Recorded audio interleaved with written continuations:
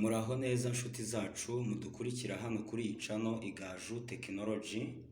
Uyu munsi tugiye guhugurana ku isomo rijyanye no gukora service ya sink izi ngizi umuntu akarabiramo ziravabo. Uko ukaraba umunsi ku wundi kwiborosa, imyanda haraho igenda ikitekera. Hano munsi turaza kubireba. Hari imyanda yitekera mu kantu kitwa sifo, kamwe nk'agacuma gafata umwanda, amazi agatambuka ariko ya myanda igasigara muri ako gacuma.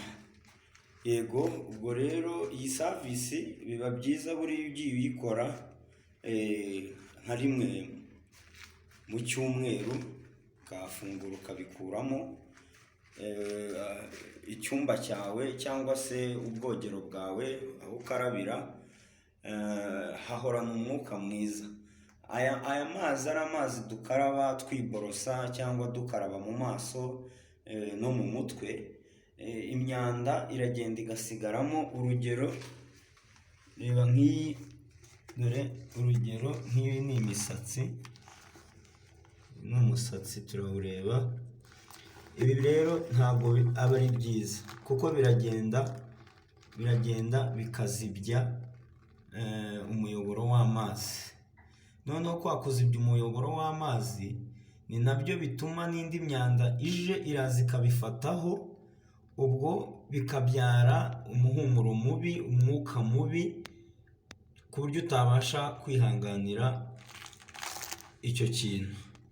So tugiye kureba uburyo umuntu akirininga iyi sink. Izi sink dukoresha mu rugo, dukoresha mu bikoni, ahantu hose biba bisaba yuko tuzikorera isuku. Mbere na mbere turabanza dufungure ka gacuma.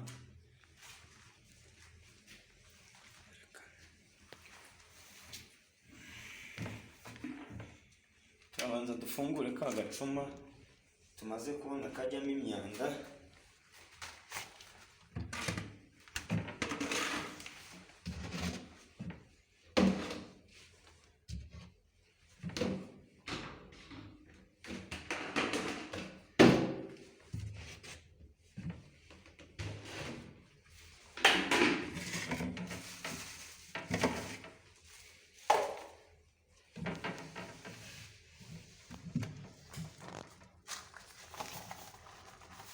Yes, turabanza dufungure kano gacuma kajyamo imyanda.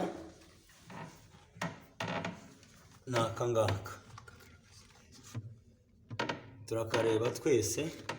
Aka gacuma gafite ibice bibiri.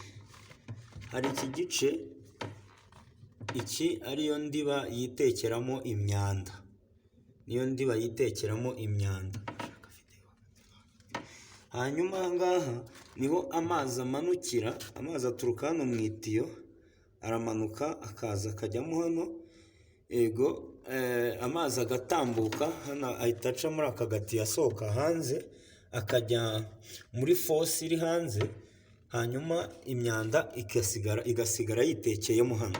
Ubwo rero tugiye kureba uburyo umuntu agafungura. Mbere na mbere urabanza ugafata hano, ufata hano hejuru kugira ngo utaza gufungura ukaba waca itiyo cyangwa ugafungura ibyari bifunze.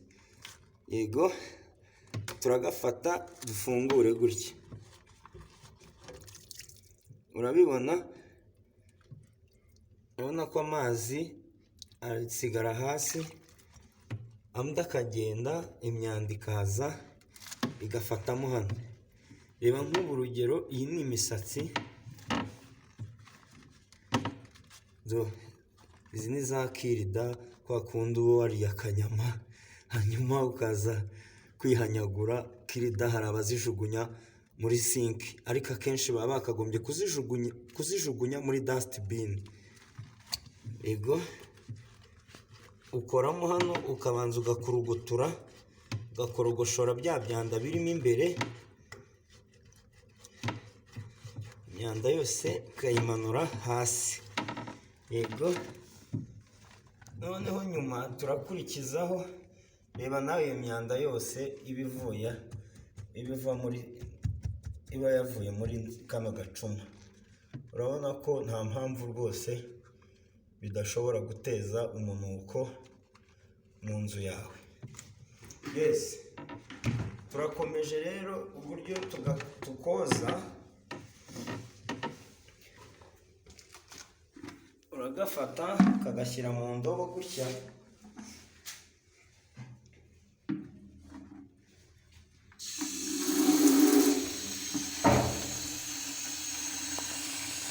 yes, yego harimo umwanda.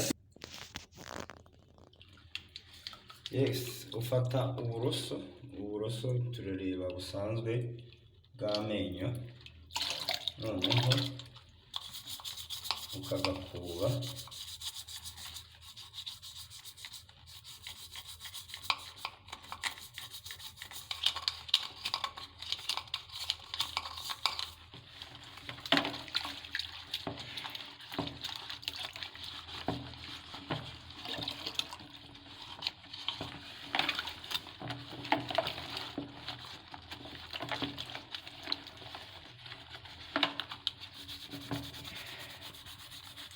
Kugakuba kakagarura umweru wako.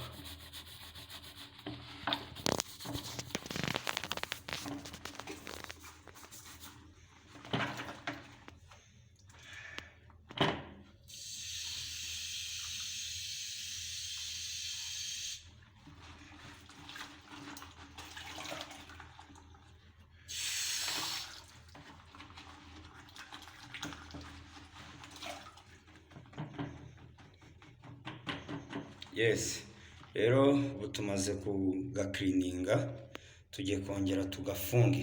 Bakunzi bacu, turabasaba gukora subscribe, mukore like na share, mubisangiza abandi.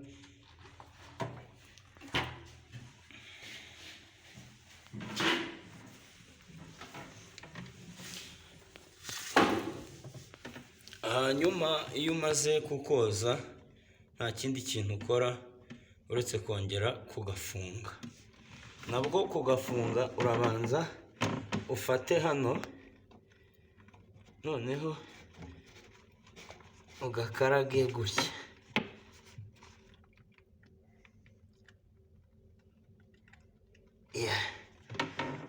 Ubu ngubu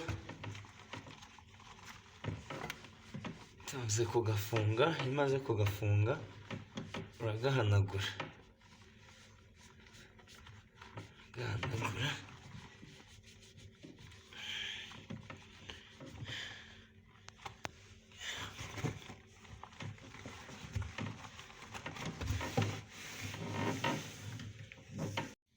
Hanyuma iyo umaze koza kara gacuma, kara gasifo twarebaga, uhita ufungura amazi.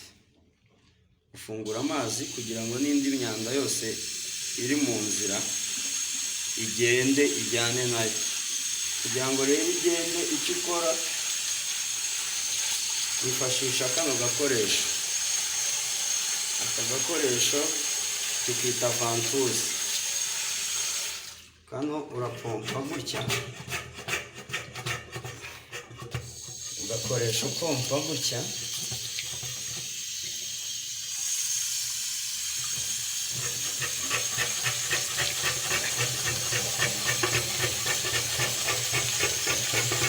Yes, uko ugenda upompa gutya niko amazi agenda ajyana n'imyanda iri mu itiyo. Yego, murakoze rero, mukore subscribe na like na share, mubisangiza abandi. Ciao ciao.